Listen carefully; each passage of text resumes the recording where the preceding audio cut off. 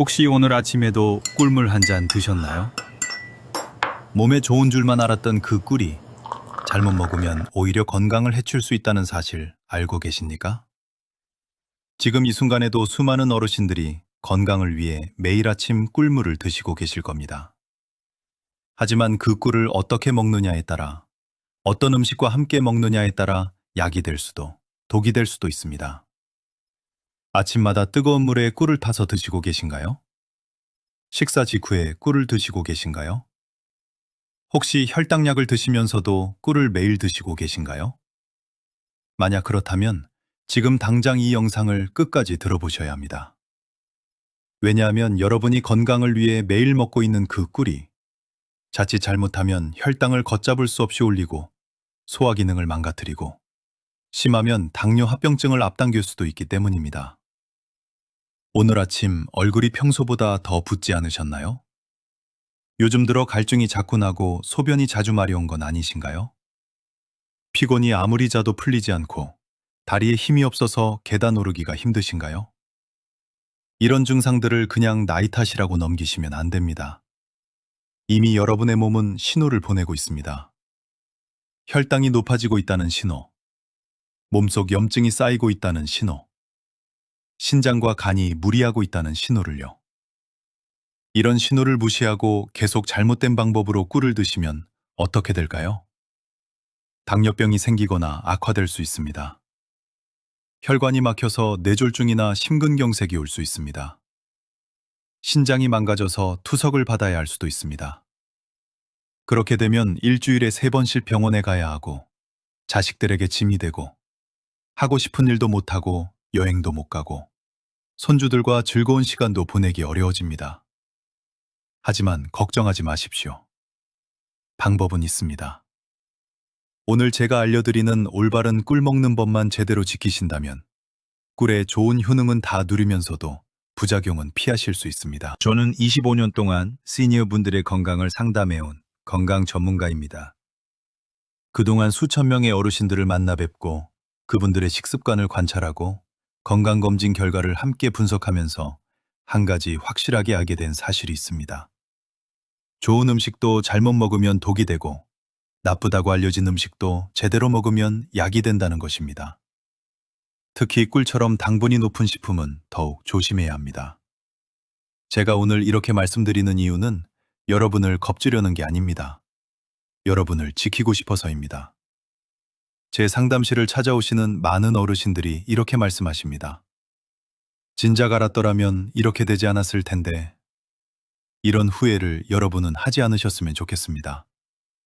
그래서 오늘은 꿀을 건강하게 먹는 방법, 꿀과 궁합이 맞는 음식, 그리고 절대 함께 먹으면 안 되는 음식까지 모두 알려드리겠습니다. 먼저 많은 분들이 잘못 알고 계신 꿀에 대한 상식부터 짚고 넘어가겠습니다. 혹시 꿀은 설탕보다 훨씬 건강하니까 마음껏 먹어도 된다고 생각하고 계신가요? 꿀은 천연식품이니까 혈당을 올리지 않는다고 믿고 계신가요? 아침 공복에 꿀물을 마시면 변비가 해결되고 피부도 좋아진다고 들으셨나요? 뜨거운 물에 꿀을 타서 마시면 몸이 따뜻해져서 더 좋다고 생각하고 계신가요? 죄송하지만 이 모든 게 잘못된 상식입니다. 꿀은 분명히 설탕보다는 좋은 영양소를 더 많이 가지고 있습니다. 항산화 성분도 있고 항균 효과도 있고 기침을 가라앉히는 효과도 있습니다. 하지만 꿀의 주성분은 결국 당분입니다. 꿀 한 숟가락에는 약 68칼로리가 들어있고 그 대부분이 포도당과 과당입니다. 이것은 우리 몸에 들어가면 빠르게 흡수되어 혈당을 올립니다. 설탕보다 조금 느리게 올리기는 하지만 결국 혈당은 올라갑니다. 특히 60대 이상 시니어 분들은 젊은 사람들보다 인슐린이 제대로 작동하지 않는 경우가 많습니다. 췌장이 나이가 들면서 약해지기 때문입니다. 그래서 같은 양의 당분을 먹어도 혈당이 훨씬 더 높이 올라가고 내려오는데도 더 오래 걸립니다. 게다가 당뇨병이 있거나 당뇨 전 단계인 분들은 더욱 조심해야 합니다. 이런 분들이 매일 아침 꿀물을 마시고 식사 후에도 꿀을 먹고 간식으로도 꿀을 먹으면 하루 종일 혈당이 높은 상태로 유지됩니다. 그럼 우리 몸속에서는 어떤 일이 벌어질까요? 혈당이 높아지면 혈액이 끈적끈적해집니다. 마치 물에 설탕을 많이 녹이면 끈적해지는 것처럼요. 이렇게 끈적해진 피는 혈관을 타고 흐르면서 혈관벽에 상처를 냅니다. 그 상처에 콜레스테롤이 쌓이고 염증이 생기고 점점 혈관이 좁아집니다. 이게 바로 동맥경화입니다. 혈관이 좁아지면 심장은 더 세게 펌프질을 해야 하고, 그래서 혈압이 올라갑니다. 좁아진 혈관으로 피가 제대로 흐르지 못하면 뇌와 심장에 산소와 영양분이 부족해집니다. 그러다 어느 날 갑자기 혈관이 막히거나 터지면 그게 바로 뇌졸중이고 심근경색입니다. 심장도 마찬가지입니다. 심장은 우리 몸의 정수기라고 할 수 있습니다. 하루 종일 피를 걸러서 노폐물을 소변으로 내보내는 일을 합니다. 그런데 혈당이 높아지면 신장의 미세한 혈관들이 손상됩니다. 마치 정수기 필터가 막히는 것처럼 신장의 거르는 기능이 떨어집니다.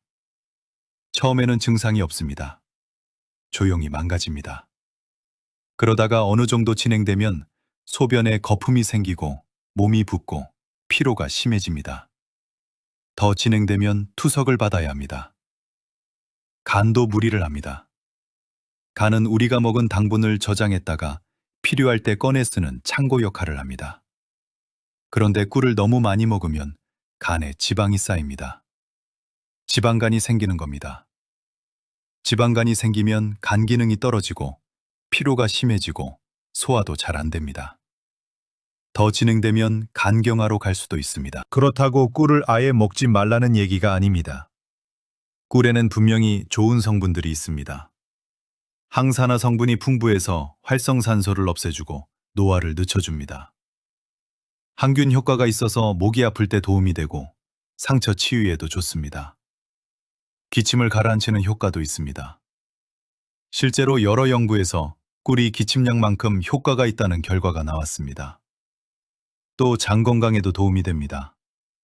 꿀에 들어있는 올리고당이 유익한 장내 세균의 먹이가 되기 때문입니다. 문제는 양과 방법입니다. 얼마나 먹느냐, 언제 먹느냐, 어떻게 먹느냐, 무엇과 함께 먹느냐에 따라 약이 될 수도 있고 독이 될 수도 있습니다. 이제부터 실제 사례를 통해 잘못된 꿀 먹는 법이 어떤 결과를 가져오는지 보여드리겠습니다. 경기도에 사시는 67세 김모 어르신의 이야기입니다. 이분은 5년 전 건강검진에서 혈당이 조금 높다는 소리를 들었습니다. 의사 선생님이 식습관을 조절하고 운동하라고 하셨습니다. 김 어르신은 열심히 노력하셨습니다. 밥도 조금 덜 먹고 단 음식도 끊고 매일 아침 산책도 나가셨습니다. 그런데 설탕과 과자를 끊고 나니 뭔가 허전했습니다. 그래서 생각한 게 꿀이었습니다. 김 어르신은 이렇게 생각하셨습니다. 꿀은 천연식품이니까 설탕보다 훨씬 건강할 거라고요. TV 건강 프로그램에서도 꿀이 좋다고 하던데 이거라면 괜찮을 거라고요. 그래서 매일 아침 일어나자마자 뜨거운 물에 꿀 2숟가락을 타서 마시기 시작했습니다. 점심 식사 후에는 후식으로 꿀 1숟가락을 먹었습니다. 저녁에 출출하면 빵에 꿀을 발라 먹었습니다. 하루에 꿀을 5-6숟가락씩 드신 겁니다. 처음 1년은 괜찮았습니다. 오히려 변비도 좀 나아진 것 같고 목도 덜 건조한 것 같았습니다. 그런데 2년째부터 이상한 증상들이 나타나기 시작했습니다. 아침에 일어나면 얼굴이 붓는 것 같았습니다. 손가락도 뻣뻣하고 반지가 잘 안 빠졌습니다. 자다가 소변이 마려워서 화장실에 3번씩 가는 날도 있었습니다. 물을 많이 마시지도 않았는데 갈증이 자꾸 났습니다. 피곤도 심했습니다. 아무리 자도 피곤했습니다. 김 어르신은 이런 증상들을 나이 탓이라고 생각했습니다. 60이 넘으면 다 이러려니 했습니다. 그러다 3년이 지난 어느 날 동네 친구가 갑자기 쓰러져서 병원에 실려가는 걸 보셨습니다. 당뇨 합병증으로 뇌졸중이 왔다고 했습니다. 그 친구도 자기처럼 혈당이 조금 높다는 소리를 들었었는데 별로 신경 안 쓰고 지냈다고 했습니다. 그 모습을 보고 김 어르신은 겁이 났습니다. 혹시 나도 그렇게 되는 건 아닐까 싶었습니다. 그래서 병원에 가서 정밀 검사를 받았습니다. 결과는 충격적이었습니다. 공복 혈당이 140이 넘었습니다. 정상은 100 미만입니다. 당화 혈색소는 7.8이었습니다. 정상은 5.7 미만입니다. 의사 선생님이 말씀하셨습니다. 당뇨병입니다. 그것도 꽤 진행된 상태입니다. 당장 치료를 시작해야 합니다. 약을 드셔야겠습니다. 김 어르신은 이해가 안 됐습니다. 분명히 밥도 적게 먹고 운동도 하고 과자도 안 먹었는데 어떻게 당뇨가 생겼을까요? 의사 선생님이 물으셨습니다. 혹시 단 음식 드시는 거 없으세요? 과일이나 음료수는요? 김 어르신은 자신 있게 대답했습니다. 아니요, 그런 거 안 먹습니다. 다만 꿀은 먹는다고 했습니다. 꿀은 몸에 좋다고 해서 매일 먹는다고요. 의사 선생님이 고개를 끄덕이셨습니다. 그거였군요. 꿀도 당분입니다. 하루에 몇 숟가락씩 드신다고 하셨죠? 그럼 하루에 당분을 거의 30에서 40g씩 추가로 드신 겁니다.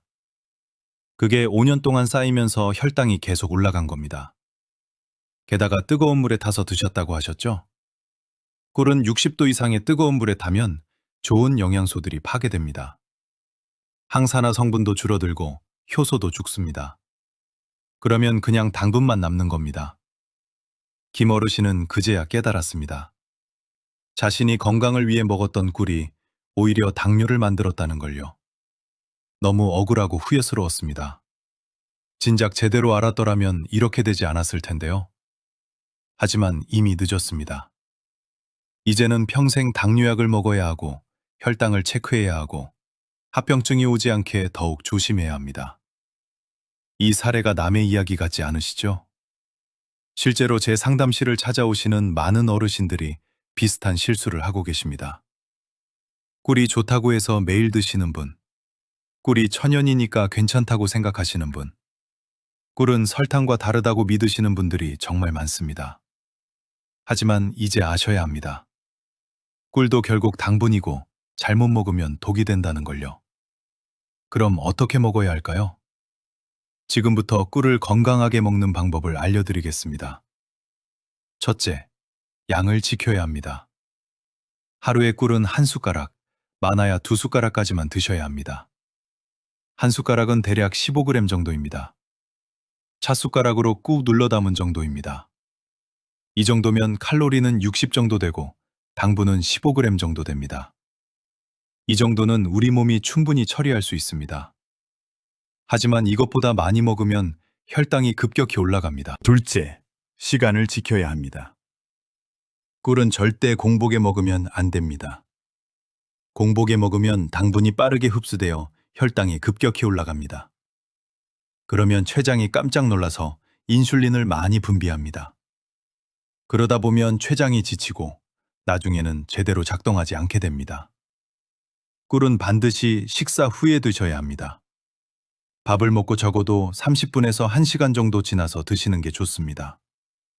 그러면 밥의 탄수화물과 함께 천천히 흡수되어 혈당이 급격히 오르지 않습니다. 셋째, 온도를 지켜야 합니다. 꿀은 절대 뜨거운 물에 타서 마시면 안 됩니다. 꿀의 좋은 영양소들은 열에 약합니다. 60도 이상의 뜨거운 물에 타면 효소가 파괴되고 항산화 성분이 줄어들고 항균 효과도 떨어집니다. 그러면 그냥 당분물만 마시는 겁니다. 꿀은 미지근한 물에 타거나 아예 그냥 숟가락으로 떠먹는 게 가장 좋습니다. 찬물도 괜찮습니다. 다만 찬물은 소화가 잘 안 되는 분들은 피하시는 게 좋습니다. 넷째, 종류를 선택해야 합니다. 시중에 파는 꿀 중에는 물엿이나 설탕을 섞은 가짜 꿀도 많습니다.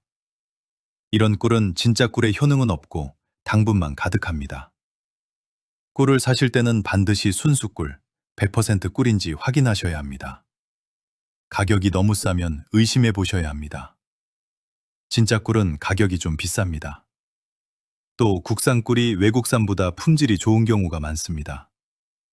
가능하면 믿을 수 있는 양봉장에서 직접 사는 게 가장 좋습니다. 5째, 보관을 잘해야 합니다. 꿀은 직사광선을 피해서 서늘한 곳에 보관하셔야 합니다. 냉장고에 넣으면 굳어서 떠먹기 불편합니다. 그냥 찬장이나 그늘진 곳에 두시면 됩니다. 꿀은 원래 잘 상하지 않습니다. 항균 효과가 있어서 세균이 번식하지 못하기 때문입니다. 하지만 물기가 들어가면 상할 수 있으니 깨끗하고 마른 숟가락으로 떠먹으셔야 합니다. 6째, 상태를 확인해야 합니다. 당뇨병이 있거나 혈당인 분, 비만이신 분, 지방간이 있으신 분, 고지혈증이 있으신 분들은 꿀을 더욱 조심해서 드셔야 합니다. 이런 분들은 하루에 한 숟가락도 많을 수 있습니다. 일주일에 서너 번 정도만 드시는 게 안전합니다. 또 혈당약이나 인슐린 주사를 맞고 계신 분들은 꿀을 먹을 때 혈당 변화를 잘 관찰하셔야 합니다. 꿀을 먹고 2시간 후에 혈당을 재보셔서 얼마나 오르는지 확인하시는 게 좋습니다. 이제 꿀과 함께 먹으면 좋은 음식과 나쁜 음식에 대해 알려드리겠습니다. 먼저 꿀과 궁합이 좋은 음식들입니다. 첫 번째는 무입니다. 무와 꿀을 함께 먹으면 기침과 가래에 특히 좋습니다. 무에는 소화 효소가 많이 들어있어서 소화를 돕고 염증을 가라앉히는 효과가 있습니다.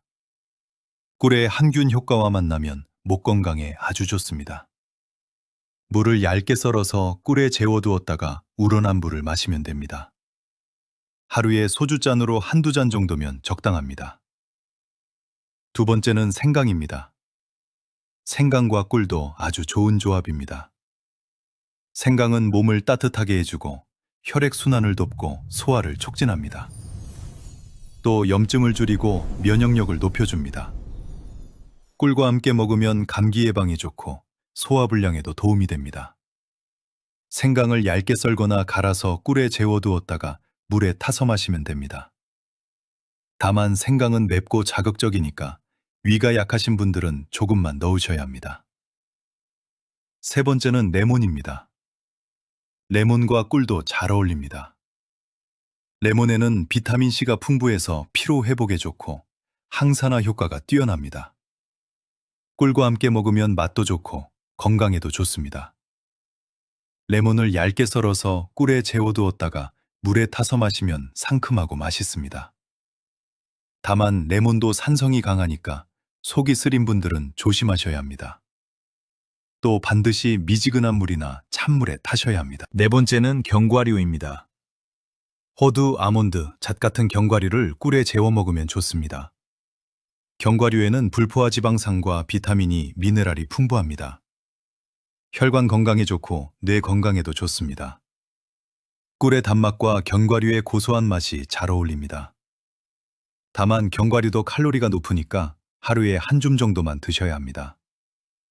꿀에 재운 견과류를 간식으로 서너 개 정도 먹으면 적당합니다. 5번째는 요구르트입니다. 플레인 요구르트에 꿀을 한 숟가락 넣어서 먹으면 장 건강에 아주 좋습니다. 요구르트의 유산균과 꿀의 올리고당이 만나서 장내 유익균을 늘려줍니다. 변비가 있으신 분들에게 특히 좋습니다. 다만 요구르트도 당분이 들어있는 제품이 많으니 반드시 무가당 플레인 요구르트를 선택하셔야 합니다. 설탕이 들어간 요구르트에 꿀까지 넣으면 당분이 너무 많아집니다. 이제 꿀과 함께 먹으면 안 되는 음식들을 알려드리겠습니다. 이게 정말 중요합니다. 많은 분들이 모르고 계시는 부분입니다. 첫 번째는 두부입니다. 놀라셨죠? 꿀과 두부는 절대 함께 먹으면 안 됩니다. 한의학에서는 예로부터 꿀과 두부를 함께 먹으면 배탈이 난다고 했습니다. 실제로 꿀의 효소와 두부의 단백질이 만나면 소화가 잘 안 되고 장에서 가스가 많이 생깁니다. 배가 부글부글하고 설사를 할 수도 있습니다. 두 번째는 파입니다. 파도 꿀과 상극입니다. 파에는 알리신이라는 성분이 있는데 이게 꿀의 좋은 성분들을 파괴합니다. 또 함께 먹으면 소화장애가 생길 수 있습니다. 그래서 꿀을 먹을 때는 파가 들어간 음식을 피하시는 게 좋습니다. 파김치, 파전, 파무침 같은 것들을 먹고 나서는 꿀을 드시지 마세요. 세 번째는 쌀밥입니다. 이것도 많은 분들이 모르고 계시는 부분입니다. 꿀을 밥과 함께 먹으면 안 됩니다. 왜냐하면 밥의 탄수화물과 꿀의 당분이 합쳐지면 혈당이 급격히 올라가기 때문입니다. 그래서 밥을 먹을 때는 꿀을 먹지 말고 꿀을 먹을 때는 밥을 먹지 말아야 합니다. 만약 꿀을 드시고 싶으시면 밥을 먹고 최소한 2시간 정도 지나서 드시는 게 좋습니다. 네 번째는 과일입니다. 과일도 당분이 많이 들어 있습니다. 특히 수박, 포도, 바나나, 망고 같은 달콤한 과일들은 당분이 아주 많습니다. 이런 과일을 먹으면서 꿀까지 먹으면 당분 과잉입니다. 혈당이 치솟습니다. 그래서 과일을 드실 때는 꿀을 먹지 마시고 꿀을 드실 때는 과일을 먹지 마세요. 둘 중 하나만 선택하셔야 합니다. 다섯 번째는 떡이나 빵 같은 밀가루 음식입니다. 떡과 빵도 탄수화물 덩어리입니다. 여기에 꿀까지 발라 먹으면 당분 폭탄입니다. 특히 시중에 파는 빵들은 이미 설탕이 많이 들어가 있습니다. 여기에 꿀까지 발라 먹으면 하루 당분 섭취량을 훨씬 초과하게 됩니다. 그래서 떡이나 빵을 드실 때는 꿀을 바르지 마시고 꿀을 드실 거면 떡이나 빵을 먹지 마세요. 여섯 번째는 술입니다. 술과 꿀도 함께 먹으면 안 됩니다. 어떤 분들은 술을 마신 다음날 숙취 해소를 위해 꿀물을 마십니다. 하지만 이건 좋지 않습니다. 술의 알코올과 꿀의 당분이 간에 부담을 줍니다. 간은 알코올을 분해하느라 이미 바쁜데 거기에 당분까지 처리해야 하니까 과부하가 걸립니다. 숙취 해소에는 꿀물보다는 물을 많이 마시고 북어국이나 콩나물국 같은 것을 드시는 게 낫습니다. 일곱 번째는 당뇨약입니다.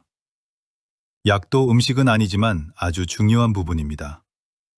당뇨약을 드시는 분들은 꿀을 절대 함부로 드시면 안 됩니다. 당뇨약은 혈당을 낮추는 약입니다. 그런데 꿀을 먹으면 혈당이 올라갑니다. 이렇게 혈당이 오르락내리락 하면 몸이 혼란스러워합니다. 또 약의 효과도 떨어집니다. 만약 꿀을 꼭 드시고 싶으시면 담당 의사 선생님과 상담하셔서 허락을 받으시고 혈당을 자주 체크하면서 드셔야 합니다. 이렇게 꿀과 상극인 음식들을 피하는 것도 중요하지만 더 중요한 건 자신의 몸 상태를 아는 겁니다. 같은 음식을 먹어도 사람마다 반응이 다릅니다. 어떤 분은 꿀 한 숟가락만 먹어도 혈당이 확 올라가고 어떤 분은 2숟가락을 먹어도 괜찮습니다. 그래서 자기 몸을 관찰하는 게 중요합니다. 꿀을 먹고 나서 이런 증상이 있으면 바로 중단하셔야 합니다. 첫째, 갈증이 심해지고 물을 자꾸 마시고 싶으면 혈당이 올라간 신호입니다. 둘째, 소변이 자주 마렵고 양이 많으면 역시 혈당이 높다는 신호입니다. 셋째, 피곤이 심해지고 무기력해지면 당분을 과다 섭취한 것일 수 있습니다. 넷째, 배가 더부룩하고 가스가 차면 소화가 안 되는 겁니다. 다섯째, 몸이 붓고 손발이 저리면 대사에 문제가 생긴 겁니다. 이런 증상들이 나타나면 당장 꿀을 끊으시고 병원에 가보셔야 합니다. 그렇다면 꿀을 건강하게 먹는 사람들은 어떤 변화를 경험할까요? 부산에 사시는 64세 이모 어르신의 이야기를 들려드리겠습니다. 이분은 3년 전까지만 해도 만성기관지염으로 고생하셨습니다. 한절기만 되면 기침이 시작되고 가래가 끊이질 않았습니다. 밤에 기침 때문에 잠을 제대로 못 자는 날도 많았습니다. 병원에 가면 항생제를 처방받고 먹으면 잠깐 나아지는 것 같다가 다시 재발하기를 반복했습니다. 그러던 어느 날 이 어르신은 건강 강좌에서 꿀의 효능에 대해 듣게 되었습니다. 특히 무와 꿀을 함께 먹으면 기관지에 좋다는 이야기를 들었습니다. 하지만 이번에는 조심스럽게 접근했습니다. 의사 선생님께 먼저 여쭤봤습니다. 자신이 꿀을 먹어도 되는지, 주의할 점은 무엇인지 물어봤습니다. 다행히 당뇨나 다른 질환은 없었고 의사 선생님도 적당량이라면 괜찮다고 하셨습니다. 이 어르신은 제대로 된 방법으로 실천하기 시작했습니다. 물을 얇게 썰어서 유리병에 담고 순수 꿀을 부어서 냉장고에 보관했습니다. 하루 정도 지나면 무에서 물이 나오면서 꿀과 섞입니다. 이걸 아침 식사 후 1시간 뒤에 소주잔으로 한 잔씩 마셨습니다. 절대 공복에 마시지 않았고 하루 한 번만 마셨습니다. 또 너무 달지 않게 물을 많이 넣어서 꿀의 양을 조절했습니다. 처음 한 달은 큰 변화가 없었습니다. 그런데 2달째부터 기침이 조금씩 줄어드는 게 느껴졌습니다. 밤에 기침 때문에 깨는 횟수가 줄었습니다. 3달째에는 가래도 많이 줄었습니다. 목이 한결 편안해졌습니다. 6개월이 지나자 환절기인데도 기침이 거의 나오지 않았습니다. 1년이 지난 지금은 만성기관지염이 거의 완치 수준으로 좋아졌습니다. 약도 거의 먹지 않게 되었습니다.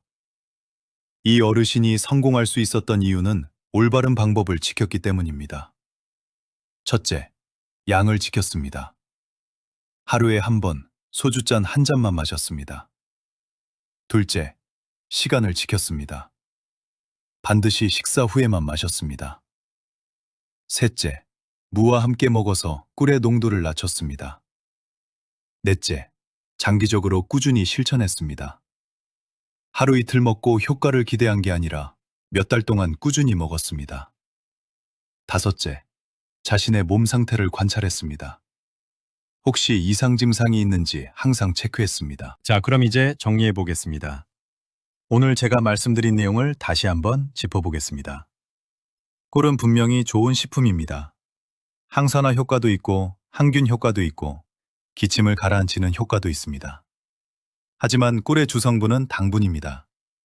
잘못 먹으면 혈당을 올리고 당뇨병을 유발하고 혈관을 망가뜨리고 신장과 간에 부담을 줍니다. 그래서 꿀을 먹을 때는 반드시 이 5가지를 지켜야 합니다. 첫째, 양을 지키세요. 하루 1숟가락, 많아야 2숟가락까지만 드세요. 둘째, 시간을 지키세요. 절대 공복에 먹지 말고 식사 후 30분에서 1시간 뒤에 드세요. 셋째, 온도를 지키세요. 뜨거운 물에 타지 말고 미지근한 물이나 찬물에 타거나 그냥 드세요. 넷째, 궁합을 맞추세요. 무, 생강, 레몬, 견과류, 요구르트와는 함께 먹어도 좋지만 두부, 파, 밥, 과일, 떡이나 빵, 술과는 함께 먹지 마세요. 다섯째, 자신의 몸 상태를 확인하세요. 당뇨가 있거나 혈당이 높으면 더욱 조심하고 이상 증상이 있으면 바로 중단하세요. 내일 아침부터 이것 하나만은 꼭 지켜보세요. 꿀을 드시기 전에 한 번 더 생각하세요. 지금 내가 올바른 방법으로 먹고 있는가? 혈당 관리는 잘하고 있는가? 상극인 음식과 함께 먹고 있지는 않은가? 이것만 체크하셔도 건강하게 꿀을 즐기실 수 있습니다. 여러분, 저는 오늘 여러분을 겁주려고 한 게 아닙니다. 여러분을 지키고 싶었습니다. 꿀은 정말 좋은 식품입니다. 제대로만 먹으면 건강을 지키는 든든한 친구가 됩니다. 하지만 잘못 먹으면 건강을 해치는 적이 됩니다. 그 차이는 아주 작은 습관에서 나옵니다. 이제 여러분은 아십니다. 꿀을 어떻게 먹어야 하는지, 무엇과 함께 먹어야 하는지, 무엇을 피해야 하는지를요. 이 지식이 여러분의 건강을 지켜줄 겁니다. 여러분이 아프지 않고 병원 신세 지지 않고 가족에게 부담 주지 않고 건강하게 손주들과 즐거운 시간을 보내시기를 바랍니다. 오늘도 좋은 하루 되시고 꼭 건강하세요. 이 영상이 도움이 되셨다면 좋아요 버튼 눌러주시고 주변에 꿀을 즐겨 드시는 어르신들께도 꼭 공유해 주세요. 여러분의 작은 관심이 누군가의 건강을 지킬 수 있습니다. 감사합니다.